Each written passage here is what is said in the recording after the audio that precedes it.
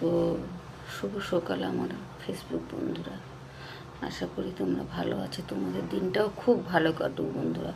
তো আমি একটা কথা নিয়ে শেয়ার করতেলাম। আমি কিছুদিন ধরে রাহুল ভাইয়ের ছবি খুব দেখছি। কেন বলো তো, একটা ছোট্ট ভাই কিভাবে চলে গেল আমাদেরকে ছেড়ে। কেন আমি খুব ভালোবাসতাম। পিয়ারে যে বইটা করেছে, এই বইটার থেকে রাহুল ভাই কিন্তু অনেক উঁচু পোস্টে উঠে গেছিলো। ভালো অভিনয় জগতে অসাধারণ। কিন্তু আজ রাহুল ভাই আমাদের মধ্যে নেই।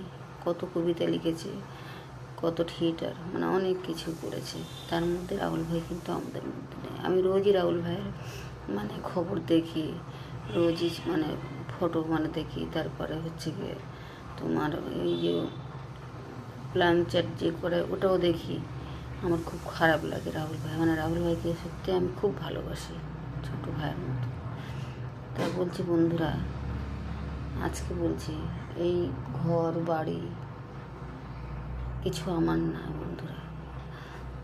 সব আমরা ঝামেলা ঝগড়া হয়ে হলে তখন বলে আমার আমার আমার আমার বলে কিচ্ছু নেই বন্ধুরা।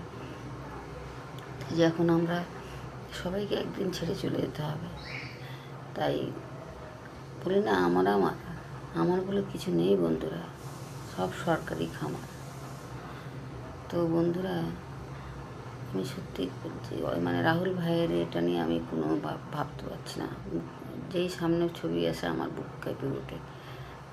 অনেক ছোটোর থেকে রাহুল ভাইয়ের বইটা যে হয়েছে পিয়ারে বইটা, এটা নিয়ে আমি হয়তো সবাই কী ভাববে আমি জানি না। কারোর যদি ভালো লাগে তাহলে তোমরা দেখো, কারোর না ভালো লাগলে দেখো না। তবু আমি বলবো আজকের এই রাহুল ভাইয়ের বিরুদ্ধে যেন স্টেপ নেওয়া হয়। আর জুবিন স্যার, উনিও মরে গেলেন। এক এক করে এনারা সব চলে যাচ্ছে।